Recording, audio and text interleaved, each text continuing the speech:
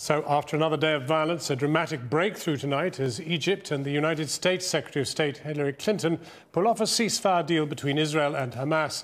Nothing looked less likely this morning when, after a night of Israeli airstrikes on Gaza, a bomb was thrown into a bus in Tel Aviv, injuring 15 people. Our chief correspondent, Alex Thompson, is in Gaza tonight. Alex. Well, John, forgive me for appearing at least a bit, how can I put it, sartorially cautious perhaps, but last night we were, of course, in this position, ceasefires promised and nothing took place. Indeed, they've been shelling and bombing here until the last few minutes, and there's still an Israeli drone whining like an unseen wasp overhead. Well, extraordinary developments in the diplomatic front, shuttle diplomacy across the Middle East today. To chart how we got to where we are at this hour on a remarkable day in the Middle East, let's join Inigo Gilmore, who's in Tel Aviv. After a week and more than 150 deaths, finally a ceasefire between Israel and Hamas. Egypt has made great efforts since the start of the latest escalation in the Gaza Strip. They have resulted in understandings to ceasefire and restore calm and halt the bloodshed. But the announcement was not made by an Israeli or a Palestinian, but an American and an Egyptian in Cairo. A reminder of the real power players in dealing with this conflict. And there's a lot more work to be done. Now we have to focus on reaching a durable outcome that promotes regional stability and advances the security, dignity, and legitimate aspirations of Palestinians and Israelis alike. A ceasefire felt a world away this lunchtime. These were images many in Israel thought were a thing of the past.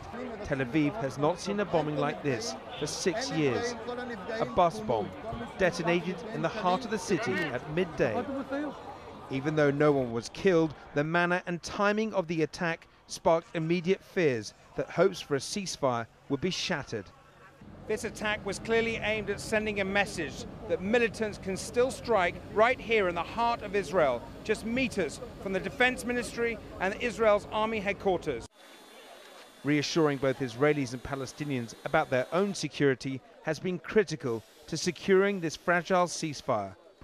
Over in the West Bank, at almost the exact time the bomb exploded in Tel Aviv, UN Secretary General Ban Ki-moon was saying this. Now is the time for diplomacy and stopping the violence.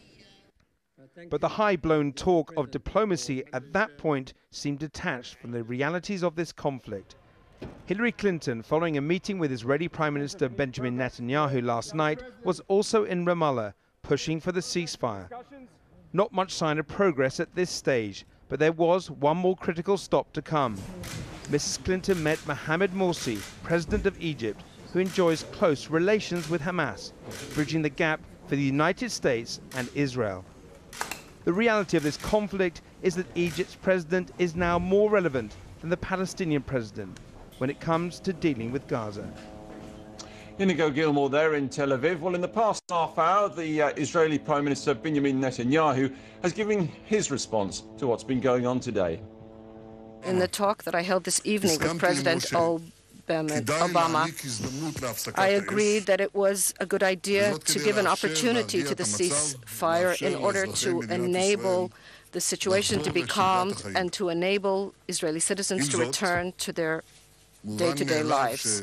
At the same time, it is self-evident that Israel cannot sit and accept as our enemies continue to arm themselves with terrorist arms.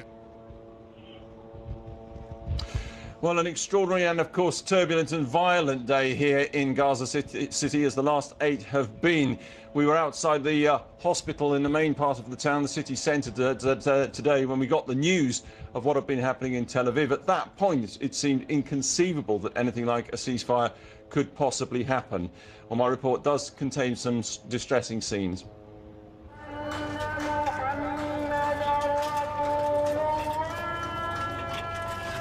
Israel warned she would widen the assault. This is a vast area, parts of it still on fire, bigger than a football pitch, where key government offices in the centre of Gaza City stood until a few hours ago. The Hamas flags tattered by the blast, but their government's intact and their vehicles visible on the street. A bank, road bridges, a football stadium, and now this, what used to be the offices for the Ministries of Interior and Health. And at some point, everyone will make their judgment as to when Israel is actually making a campaign against Hamas and when it's an assault against the wider Palestinian people.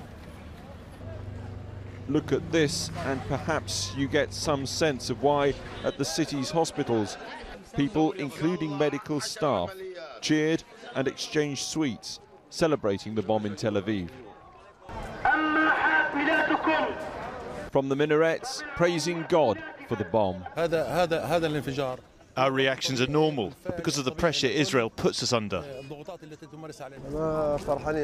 We are very happy, and God willing, we want more and more of these operations. It warms my heart because Israel is attacking our women and children. For people in Gaza, bombing Israel is one thing, but what about shooting your own people? In shocking scenes yesterday, Hamas shot dead several people in the street. Crowds gathered, took pictures. Eventually a sheet was placed over the group of bodies. Hamas said they'd been collaborating with the Israelis, and at least one of the bodies was tied to a motorbike and dragged through the streets. So what, I wondered, do Hamas politicians like Fawzi Barhoum make of this? Don't know about it, yes, but there were 7 people who were shot in the street by Hamas. I haven't been informed. But the deputy of Hamas condemned it. Another Hamas politician did offer his explanation. It would have been better to deal with this through a full judicial process. By law, they should be hanged. But this whole situation arose because Israel bombed our security buildings. That's not all they bomb. Heavy attacks on Gaza City across the day. Rockets fired from Gaza too in the final hours before the ceasefire. New arrivals find sanctuary from the barrage at the UN school in Gaza City. A Bedouin man arrives with his family. Fariz Abu Gleg says a bomb landed near his home. The kids were inside when it happened, but thank God they're safe. 1,800 people came here yesterday. 11,000 are displaced overall. They found this paper dropped from Israeli planes in border areas and decided to move. Because of your safety, you are asked to evacuate your houses immediately and to move towards Gaza City. The UN sees to their immediate needs, but Abdullah Attar's not getting any younger. He's got a bad leg and needs a decent chair.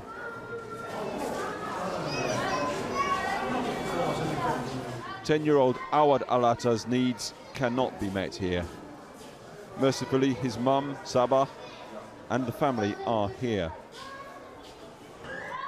But as his mum knows, little Awad, a boy with severe mental disabilities, needs the comfort and support of home.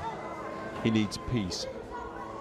Well, what are we now? I suppose a little over 10 minutes into the ceasefire, and don't forget the agreement said it is temporary. Well, all quiet out there apart from the Israeli drones, but they're a normal fact of life, even when we aren't in a situation like this. John?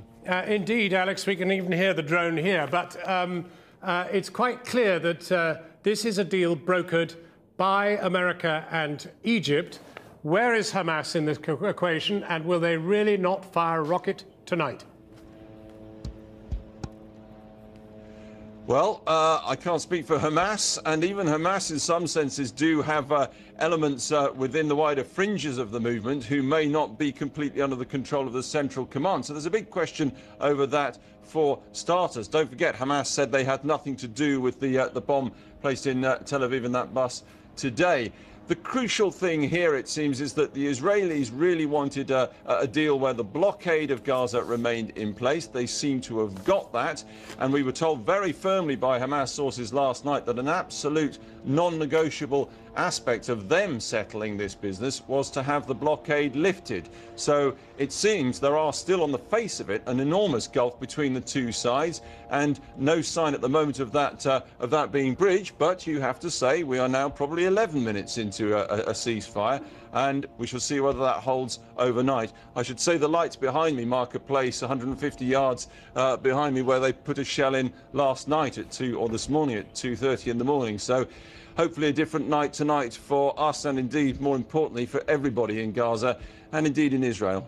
Alex John. Thompson in Gaza.